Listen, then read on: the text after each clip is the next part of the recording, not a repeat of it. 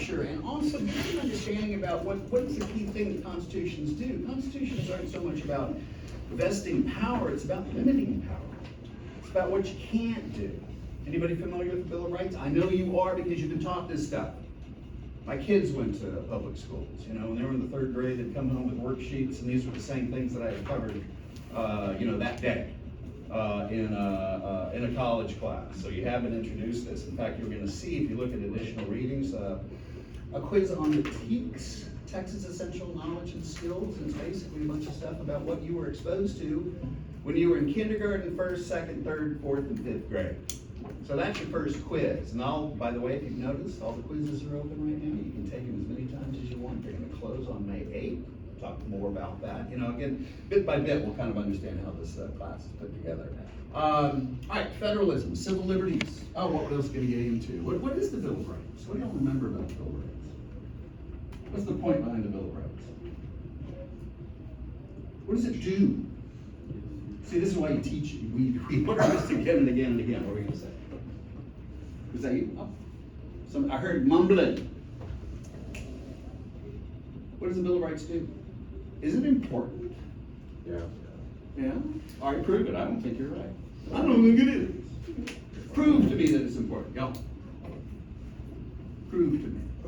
What does it do? Can a cop come in here right now and just haul you off? Why not? What if I asked them to? Huh?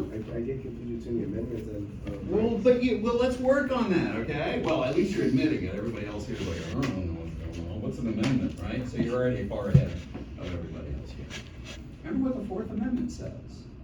I mean, police can search you, but only if the search is reasonable. What makes a reasonable search? Suspicion.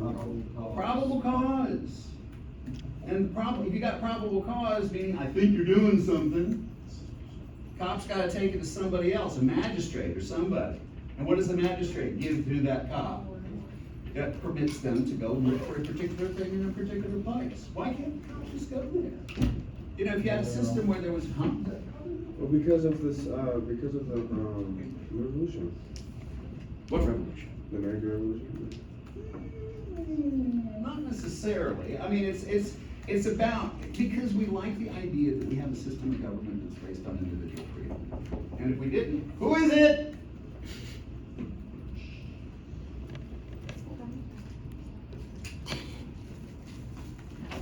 Just check it. Okay, you may enter. If we didn't have a system of government that was based on individual freedom, would we need a 4th Amendment? No. Cops could just come in and they can haul you off for whatever reason they want to. Isn't that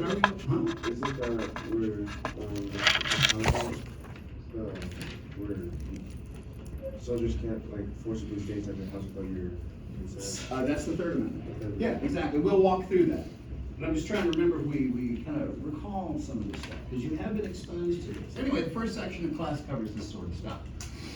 And what you'll see on the syllabus is a collection of the chapters that go along with this. And later on this year, it's like we start our testing in, early April, you know, kind of cover how that's done. After this, we start to get into the governing institutions. And there are 3 basic governing institutions. What are they? And when I say governing institutions, I mean the things that actually do stuff instead of talking about stuff. That's the political stuff. This is a governing institution, by the way. Why are y'all taking this class? Be honest, why are you taking this class? Because you're credit. And why do you, I can just give you credit. Here, here's some credit. Because not only is it, well, why do you need this credit? Why not something else? What's the R word I'm looking for right here? Your counselor required. It's required. There you go. That's why you're taking this class. You know, and by the way, this is the only government class you have to take? No. We also have to take a federal, national, right? Have y'all already taken national? Oh, then why were you not able to answer questions about the Bill of Rights right away? Well, I mean, some of us taking.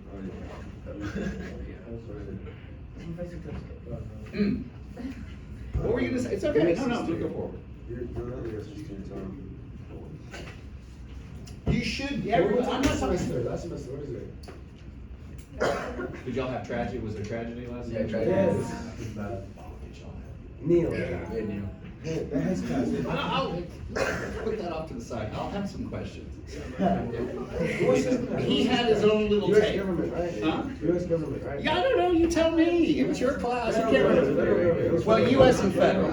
All right, here, just so you know, when I use the word federal, what I generally am referring to is a split between national, state, and local. If I'm just talking national, I say national.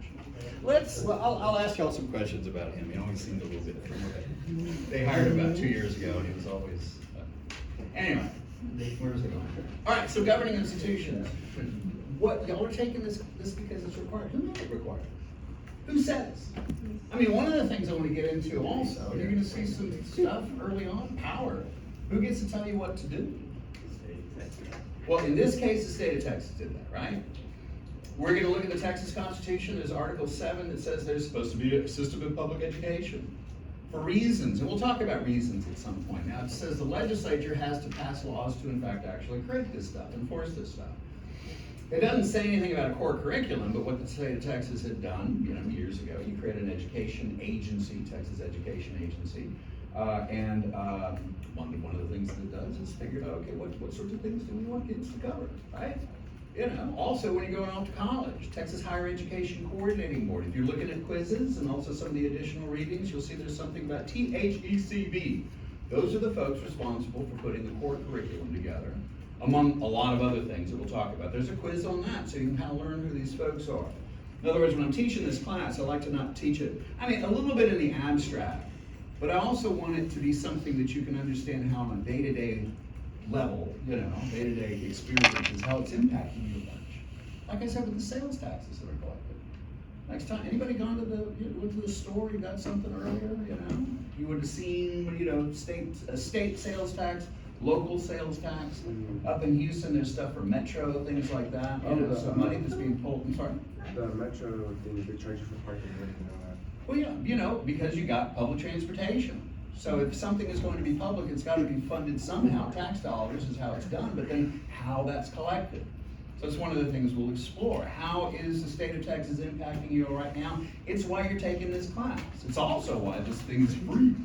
I don't know exactly how it does with community college or credit right now. But, so what this means is that we are part of this apparatus right here. All right, the Constitution is, 3 branches.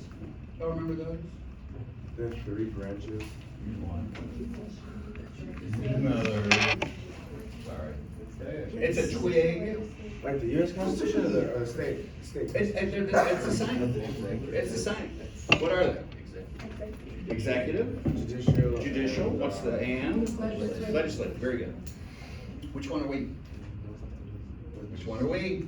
Judicial. Oh, I could be. Maybe so. I'm a judge. What's with the hoodie, dude? That's me being a judge, right? Okay. Why are y'all taking this class again? What are we trying to do here? If you successfully complete this class, that means you got credit, right? So the legislature set up a system where you got to take this class, right? Or created the executive agencies that oversee this. They figure out what classes you're supposed to take, and then what do? They also create things like this where you actually take the class, right? We are the executive branch. That's why we exist. The legislature created us. At some point, this is one of the reasons I'll get on this, hopefully Thursday. Certainly by Friday, I'll just camp myself in here somewhere and figure out how to get all this stuff done. Again, like I said, I haven't put Alvin in a long time, so it's been a while since I've dealt with all of this stuff here. But yeah, you got a legislative branch. I'll just put leg right here. You got the executive branch. We are in the executive branch. And then you got the judiciary. Now let's understand a little bit more about this. We actually have elections coming up. So people are going to be elected for the legislature, for the executive, and also the judiciary in the state of Texas.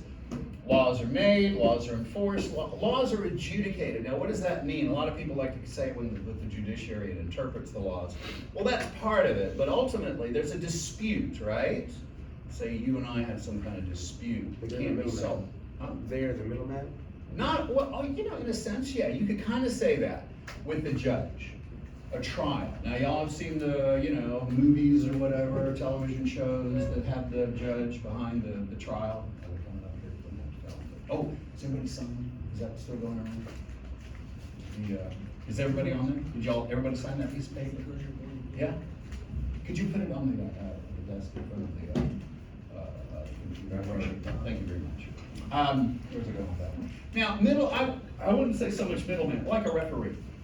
But a referee's kind of a middleman too. I mean, what does a referee do? Got a football game. He enforces the rules.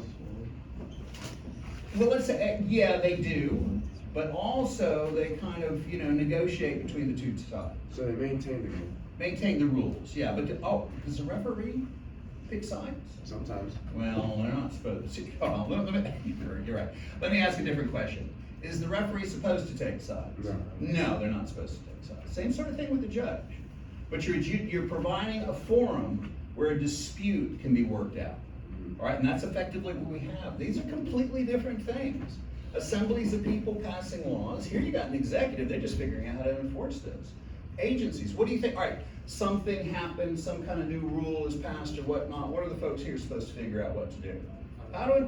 Exactly, how to enforce it. Put rules and things like that together in order to do it. Now, by the way, if you're looking at written assignments, and we're probably not going to get into that today, but I'll walk through all the ones that are going to be given to you. We can talk about process at some point. Don't get too hung up on that right now. I mean, just kind of get comfortable with the lay of the land. And by the end of the week, everything should start making sense to you. But yeah, I'm going to have you looking at the, I mentioned the ACC website. I'd like to flip that to the Alvin High School website. What are the things in there that enforce state laws or local laws? We got things like about, how to get out of my glasses. I guess I can take this on. Yeah, and emergencies. Oh, evacuation plans.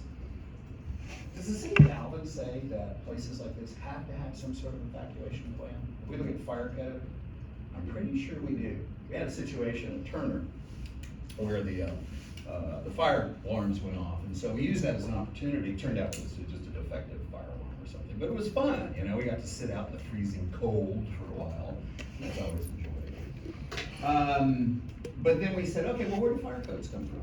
So we spent like the rest of the day kind of looking. The Uniform Fire Code, going back to the 1880s and the 1890s. And again, these were things that were offered to all sorts of different cities. A lot of cities just adopted them as they were. This is the fire code. And again, what are fire codes supposed to do? It's a local function. It's one of the things when we talk about federalism, we're comfortable with that. What's the point behind having fire codes? Safety. Safety?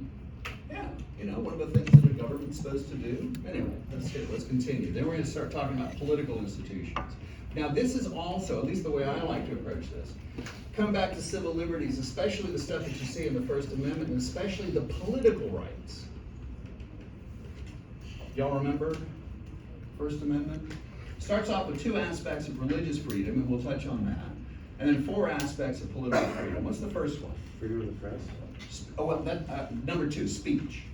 But yeah, then right on to press, peaceful assembly, like what we're doing right here. This could be illegal in a lot of different places. Because we might be talking about things we're not supposed to be talking about. And then the right to petition for a redress of grievances. Y'all got an issue? You got a beef? You can bring that forward. You got an issue with me, you can take that forward. You got an issue with the school, you can take that forward. You got an issue with the principal, whatever. The mayor, the governor, whatever, you can take that forward. You have a right to complain. Those are political rights, and that's the sort of thing that actually leads to the development over time of political institutions. There's nothing about political institutions in the United States or Texas constitutions. I mean, it's all about this stuff, but political institutions, no. And so what are we talking about here? Political parties, we'll talk about how those developed. Interest groups, we'll talk about those as well too. The press, other stuff too. Then finally, we're going to finish with some things related to public policy, which also will be related to federalism. What do each of the different levels of government actually do? All right, we got some stuff right now, some national stuff associated with Greenland and Venezuela and all of that. What is the state of Texas's role when it comes to Greenland? Policy related to Greenland? How about the city of Alvin? Does it have any role to play in this? No. How about, Trump administration? Does it have any role to play in terms of, policy projectors or anything like that? No. Does it do? No. All right, this is part of what we're gonna kind of get comfortable with.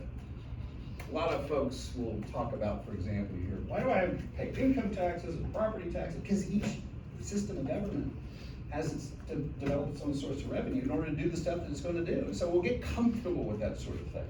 And again, I'm not in the business of coming in and saying, well, this is the right thing to do or the wrong thing to do or whatever. Y'all, I have no idea, okay? I don't. You know, it's like, the younger you are, the more certain you are about things. The older you are and actually been kicked around quite, you're like, I don't know. If I know the questions, I mean, I think that might be helpful enough. All right, so this gives you an idea about the structure of the class. So what we can do later on, and I might in a second, actually, let me do this. First off, let me stop. Questions? I like this. Thank you very much. Thank you. Thank you. Thank you. I like to show appreciation.